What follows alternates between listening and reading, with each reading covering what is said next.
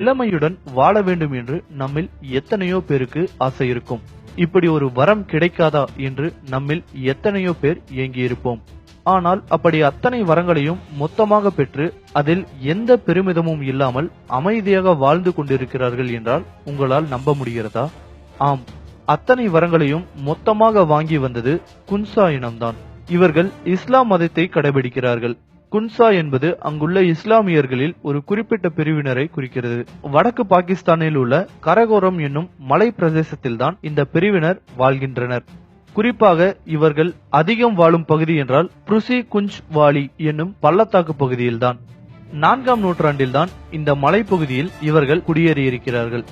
உலகிலேயே அதிக ஆண்டுகள் உயிர் வாழ்வதும் அதிக ஆரோக்கியமாக இருப்பதும் இவர்கள்தான். இந்த இனத்தவர்களின் சராசரி ஆயுட்காலம் சுமார் 120 ஆண்டுகள். மேலும் 70 வயது வரையிலும் மிக இளமையாக தெரிகிறார்கள்.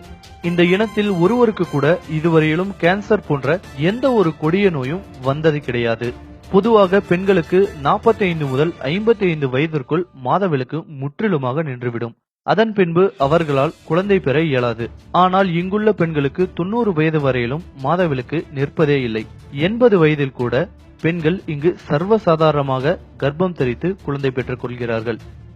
இருப்பினும் இதில் ஆச்சரியம் என்னவென்றால் இந்த இனத்தின் ஒட்டுமொத்த மக்கள் தொகை வெறும் 87,000 மட்டுமே. மேலும் கல்வி மற்றும் விவசாயத்திலும் இவர்கள் சிறந்து விளங்குகிறார்கள். இம்மக்கள் புசாஸ்கி என்னும் ஒரு வட்டார மொழியை பேசுகிறார்கள். இவர்கள் தங்களை அலெக்சாண்டரின் பரம்பரையில் இருந்து வந்தவர்கள் என்று நம்புகிறார்கள். இந்த மக்களின் வாழ்க்கை முறையை பற்றி இப்போது பார்க்கலாம். இவர்கள் பெரும்பாலும் சைவ உணவுகளை மட்டுமே சாப்பிடுகிறார்கள். அசைவ உணவுகளில் முட்டையை மட்டுமே எடுத்துக்கொள்கிறார்கள். காய்கறிகள், பழங்கள், பால், முட்டை, தானியங்கள், வால்நட் போன்ற உலர் பழங்கள் ஆகியவற்றை சமைக்காமல் அப்படியே பச்சையாக சாப்பிடுகிறார்கள். வால்நட் இவர்களின் பிரதான உணவாக இருக்கிறது.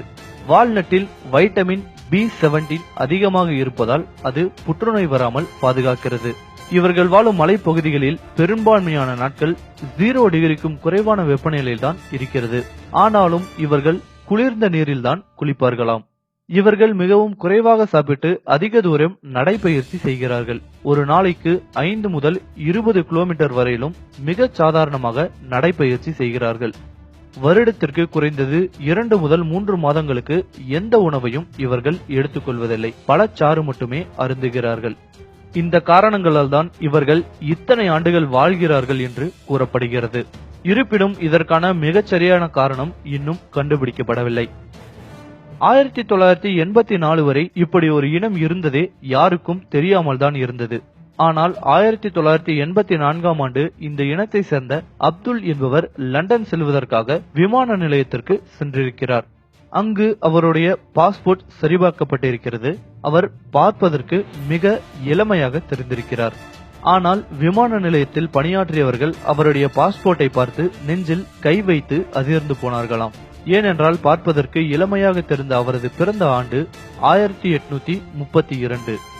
இந்த சம்பவம் நடந்தது 1984. அந்த இளைஞரின் வயது அப்போது 152. வாயை பிளக்காது.